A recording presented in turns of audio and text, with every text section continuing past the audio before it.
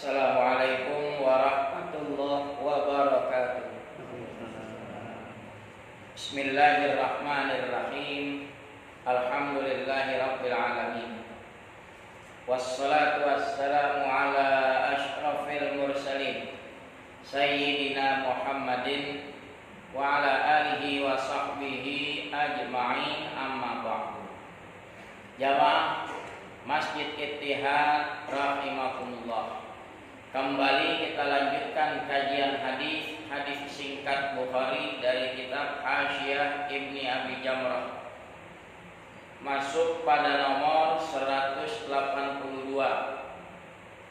Berbicara bagaimana menyikapi mimpi buruk dari setan. Yang kedua, berbicara zikir yang dianjurkan dibaca pagi dan petang 100 kali, yang lafadznya enggak asing bagi kita. La ilaha illallah wahdahu la syarikalah, lahul mulku wa lahul hamdu wa huwa ala kulli syai'in qadir. Kemudian hadis berikutnya tentang orang yang berpuasa sepanjang siang, subuh sampai maghrib, malam sepanjang malam tahajud. Nabi nasihati, sesuaikan kemampuanmu. Dia masih berkeras, saya sanggup, saya sanggup, saya sanggup. Nanti apa yang terjadi kita akan baca hadisnya. An Abi Qatadah radhiyallahu anhu qala. Dari Abi Qatadah radhiyallahu anhu dia berkata, qala Rasulullah sallallahu alaihi wasallam, bersabda Rasulullah sallallahu alaihi wasallam, ar-ru'yas salihatu minallah. Bermula mimpi yang baik itu bersumber dari Allah. Kita kepengen dapat mimpi yang baik. Salah satu caranya, rutinkan sebelum tidur berwudu. Orang yang biasa berwudu sebelum tidur, insya Allah akan selalu mendapat mimpi yang baik. Mimpi yang baik itu dari Allah. Wal hulmu minasyaitan. Ada yang baca wal hulmu, ada yang baca wal hulmu. Dan mimpi yang buruk itu dari setan. Jadi lebih sering digunakan halama yahlumu hulman wa huluman, itu mimpinya yang jelek-jelek. Ini dari setan. Fa idza halama ahadukum hulman yakhafu. Apabila salah seorang dari kamu bermimpi satu mimpi yang dia takutkan, mimpinya menakutkan, menyeramkan, menyedihkan, itu psikologisnya ada, kepikiran terus, udah bangun. Nabi kasih cara, fal yabsuk an yasarihi, berludahlah ke kiri. Kenapa enggak ke kanan? Ini namanya tahqiran lisyaitan, simbol menghinakan setan. Beludah kaki. Sih. Cuma kalau masih di kasur lihat-lihat, kan main buang ludah aja. Di sebelahnya pas bininya lagi. Paling tidak gini, ludahnya tidak ada, hembusannya. Kecuali kalau di tanah, ya silakan meludah. Wal yata'awwad billahi min syarriha, itu kiatnya. Berludah ke kiri, berlindunglah kepada Allah dari mimpi yang buruk tadi. Kenapa? Kalau dia lakukan seperti itu, fa innaha la tadur. Sesungguhnya cara berludah ke kiri, berlindung kepada Allah dari setan, itu mimpi yang buruk itu tidak mempengaruhi diri. Kalau di hadis lain diajar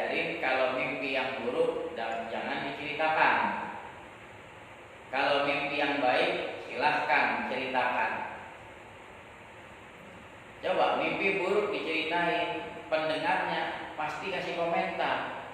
Wah, hati-hati, mimpi dicatek ular begini, begini, begini, begini. Bikin kita jadi mikir, kepikiran terus. Udah, tepis. Berludah ke kiri, berlindung pada Allah. A'udzubillahi minasyaitonir rajim. Sekarang berikutnya tentang zikrullah yang dianjurkan dibaca, fadilahnya besar, membandingi membebaskan 10 budak. An Abi Hurairah radhiyallahu anhu, dari Abi Hurairah radhiyallahu anhu, anna Rasulullah sallallahu alaihi wasallam qala, bahwa Rasulullah sallallahu alaihi wasallam bersabda, man qala, siapa yang berkata la ilaha illallah wahdahu la syarikalah, lahul mulku wa lahul hamdu wa huwa ala kulli syai'in qadir, fi kulli yaumin, setiap hari, mi'ata marratin, dia ucapkan 100 kali. Makanya di Al-Wirdul Latif itu disebutkan wirid yang rutin pagi 100, sore 100. Ini dia nih, la ilaha illallah wahdahu la syarikalah. Kanat lahu, niscaya adalah baginya, bagi yang baca tadi, adalah asyri riqabin, membandingi memerdekakan 10 budak. Sekarang nggak ada budak, zaman dulu ada budak. Untuk memiliki budak aja harganya lumayan. Nah, ini memerdekakannya nggak gampang. Orang yang membaca zikrullah tadi 100 kali, silakan. Itu jadi membandingi pahalanya seperti memerdekakan 10 budak. Wa kutiba lahu mi'atu hasanatin, dicatat baginya 100 kebajikan. Wa muhiyat anhu mi'atu sayyi'atin, dihapus daripadanya 100 keburukan. Wa kanat lahu hirzam minasyaitani yaumahu dzalik, dan adalah bacaan itu buat dia jadi tameng pemeliharaan daripada setan di hari itu. Hadis ini tidak menyebutkan bacanya pagi atau sore, cuma disarankan, dianjurkan bacanya pagi dan sore. Jadi kalau pagi kita baca, namanya memprotek diri kita dari pengaruh setan di hari itu. Bacanya sore hari memprotek diri kita untuk malam hari hingga terbit fajar besok. Hatta yumsia, sampai sore hari. Walam ya'ti ahadun bi afdhala mimma ja'a bihi, tidak ada seorang pun yang bisa membawa yang lebih afdal dari yang dia bawa. Dia baca 100 kali la ilaha illallah la syarikalah. Enggak ada seorang yang lebih utama daripada yang dia bacakan tadi. Illa, kecuali ahadun aktsara min amila aktsara min dzalik. Kecuali ada orang lain melakukan lebih banyak dari 100, itu lebih hebat namanya. Ini keutamaan zikrullah la ilaha illallah la syarikalah. Hirzan, hirzan itu pemeliharaan dari pengaruh setan. Sekarang kita lanjut hadis berikutnya, nomor 184. Ada orang merasa sanggup panjang hari puasa terus.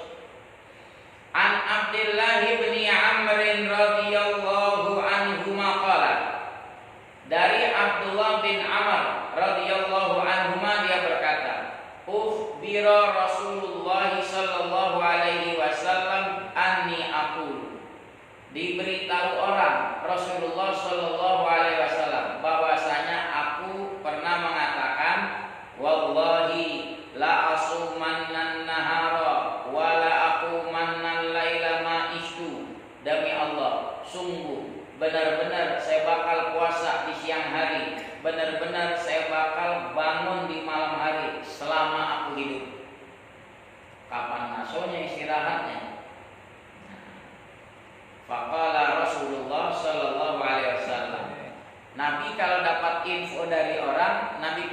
cek, nggak langsung Nabi telan mentah-mentah info itu. Bersabda Rasulullah Sallallahu Alaihi Wasallam, "Antal ladzi taqulu." Engkau, hai Abdullah bin Amr, yang pernah mengatakan, "Wallahi la asumannan nahara wa la aqumannal laila ma'istu." Demi Allah, saya betul-betul puasa siang hari, saya betul-betul bangun qiyamul lail malam hari selama aku hidup. Qultu, kata si perawi Abdullah bin Amr, qad qultu. Memang betul, saya pernah katakan begitu. Apa Nabi katakan? Innaka la tastati'u dzalik. Kamu enggak sanggup tiap hari puasa sunnah, malam hari tahajud terus. Kamu enggak sanggup. Fasum wa afdil. Silahkan puasa sunnah. Sekali waktu tidak berpuasa. Nanti sekali waktu berpuasa sunnah. Puasa wa afdil. Wa qum wa nam. Silahkan bangun qiyamul lail tahajud, tapi tidur juga. Jadi ada rentang waktunya. Ada saatnya bangun, ada saatnya istirahat. Nabi saranin, wasum minas syahri, puasalah dalam sebulan salasata ayyam, 3 hari. Di hadis ini umum, Nabi anjurkan kepada Abdullah bin Amr puasa sunnah sebulan 3 hari. Caranya, kalau di hadis ini kan umum, pokoknya dalam sebulan 3 hari. Ada juga yang menyebut 3 harinya ayyamul bid, hari-hari putih. Disebut putih bulan makin terang, 13, 14, 15 makin purnama. Ada juga ayyamus sud, hari-hari hitam, 28, 29, 30, bukan bulan makin redup. Atau 27, 28, 29. Ada juga sehari di awal, sehari di tengah, sehari di akhir. Itu anjuran Nabi. Fa innal hasanata bi asyri amsalha. Sesungguhnya kebaikan 10 kali lipat dibalas 10 kali lipat. Satu kebaikan dibalas 10 kali lipat. Jadi kalau puasa 3 hari dibalas jadi 30. Faqultu, Nabi udah sarankan begitu. Saya katakan, inni utiku afdhala min dzalik. Saya sanggup lebih dari itu. Lebih dari 3 hari dalam sebulan saya sanggup ya Rasulullah. Faqala, Nabi katakan, fasum yauman aw wa aftir yaumaini. Ya sudah, puasa sehari, tidak berpuasa 2 hari. Puasa lagi sehari. Jadi selingannya 2 hari. Sehari puasa, 2 hari enggak. Sehari puasa, 2 hari enggak. Fakultu, aku katakan, inni utiku afdhala min dzalik. Saya sanggup yang lebih utama dari itu, saya sanggup. Nabi saranin sehari, sebulan 3 kali, dia bilang sanggup. Ya udah, berarti 2 hari sekali, 2 hari nggak puasa, sehari puasa, 2 hari nggak puasa, sehari puasa. Masih dia ngomong, saya sanggup. Qala, Nabi bilang, fasum yauman wa aftir yauman, wa dzalika syiyamu Daud. Puasa sehari, tidak berpuasa sehari. Itulah puasanya Nabi Allah Daud. Wa huwa aqdalus syiyam. Itu udah paling ideal puasa sunnah. Fakultu, saya masih katakan, inni utiku afdhala min dzalika ya Rasulullah. Saya masih sanggup lebih dari itu ya Rasulullah. Apa jawab Nabi? La afdhala min dzalik. Enggak ada yang lebih dari itu. Nabi tahu kemampuan umatnya. Itu udah paling ideal puasa sunnah, puasa Nabi Daud. Sehari puasa, sehari enggak. Sehari puasa, sehari enggak. Dulu ada salah satu jamaah umroh, tapi orangnya udah almarhum.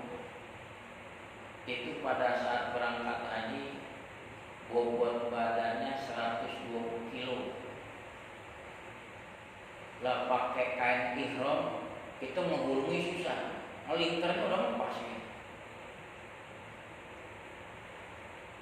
Duduk di kloset, duduk remet. Saking apa tuh? Saking beratnya. Dia nggak bisa bawa mobil, perutnya udah mentok ngestir kan. Udah lama, kira-kira berapa bulan kita ketemu Pak Haji. Udah mulai susah Pak Haji.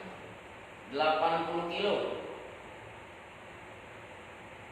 Saya bilang, ya alhamdulillah Ustaz, saya coba berobat sono kemari nggak turun-turun. Saya kerjain puasa Daud gitu. Selama 3 tahun saya coba aman. Dari 120 jadi 80, susutnya berapa? 40 kilo. Itu dari sisi kesehatan. Banyak faedahnya puasa Nabi Daud. Kita lanjut. Hadis nomor 185. Masih berkenaan dengan puasa. An Abdullah bin Amrin, perawinya sama tuh. Dari Abdullah bin Amr radhiyallahu taala anhu qala. Dia bilang, qala liyan Nabi sallallahu alaihi wasallam. Bersabda bagiku Nabi sallallahu alaihi wasallam, ahabbus siyami ila Allah azza wa jalla siyamu Dawud alaihi salam. Puasa yang paling Allah sukai, yang Allah azza wa jalla paling sukai, puasanya Nabi Daud alaihi salam.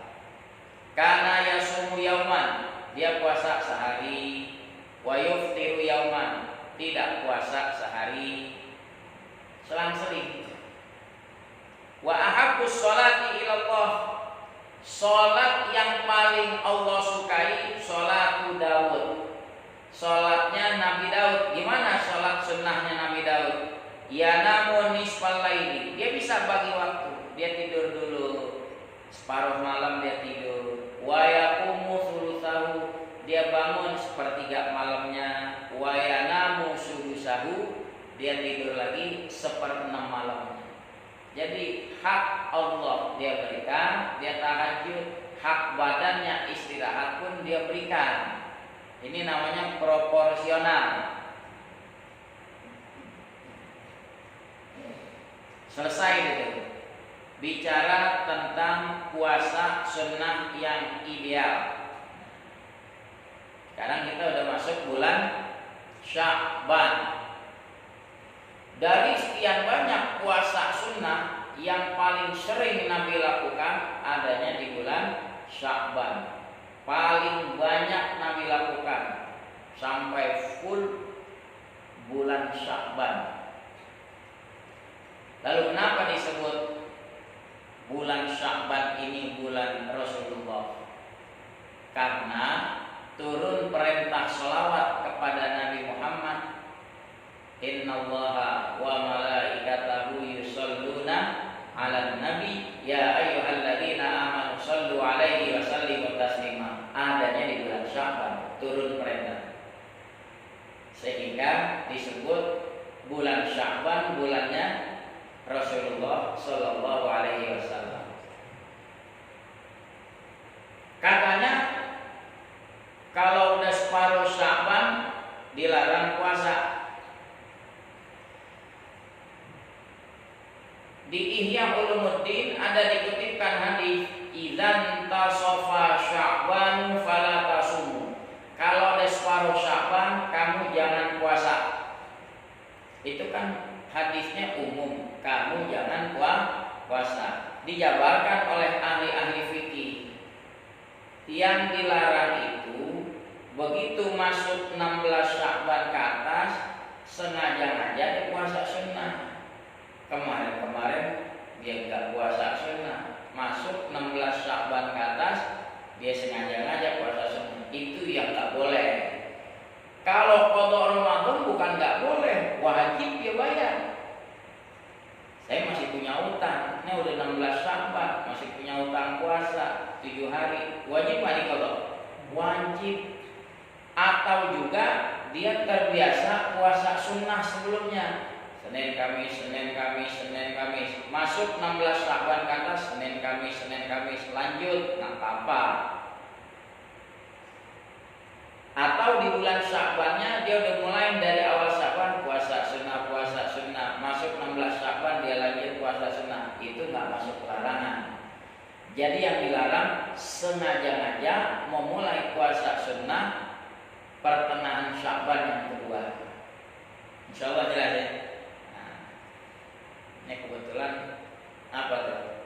Bentar lagi masuk pertengahan Sya'ban. Tanggal berapa tuh nisfu Sya'ban? Ya 17 Maret ya. 14 Sya'ban ke 17 Maret. Jadi Kamis malam Jumat. Subhanallah. Dalam hadis disebut khamsu layalin la turaddu fihinna da'wah. 5 malam tidak tertolak doa. Awwalu lailatin min Rajab. Malam awal Rajab. Udah lewat. Yang kedua, walailatun nisfi min Sya'ban, malam pertengahan Sya'ban. Yang ketiga, walailatul Jum'ah, malam Jumat. Jadi tahun ini malam nisfu Sya'ban bertepatan malam Jumat. Berarti double mustajab ya. Minta sama Allah Subhanahu wa taala apa kebutuhan kita, silahkan minta. Malam yakun isman wala qati'ata rahim. Selama isi doanya tidak mengandung dosa, tidak mengandung unsur memutuskan silaturahim. Silahkan. Jangan mentang-mentang doanya mustajab, malam mustajab, isi doanya mengandung maksiat, ya kagak benar. Ya Allah, ini malam Jumat, malam mustajab. Mudah-mudahan togel yang saya pasang keluar. Itu namanya pelecehan itu. Berjudi haram nggak? Ya haram, ada benar itu.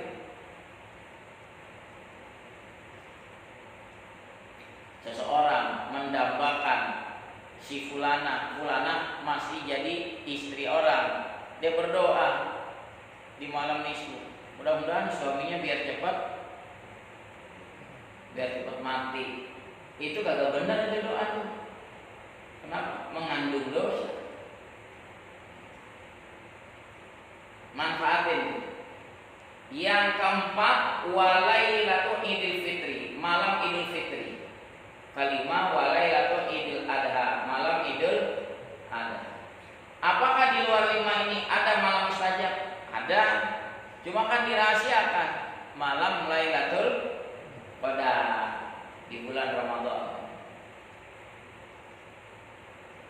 Kalau Nabi kasih istilah dalam hadis, Sya'ban itu syahrun yaghfulu anhu katsirun minan nas, bulan yang banyak dilalaikan orang.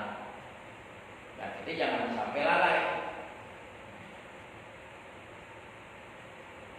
Kalau bagi qari'ul Quran ini dibilang syahrul qurra. Belum datang Ramadan sekarang udah mulai tadarus, tilawah, perbanyak baca Quran. Itu di bulan Sya'ban. Wa an Abi Dzarrin wallahu a'lam. Nanti kita berbicara tentang masjid yang pertama dan masjid berikutnya, itu Masjidil Haram, lalu Masjidil Aqsa. Itu pada pertemuan mendatang. Jaraknya Masjidil Haram dengan Masjidil Aqsa 40.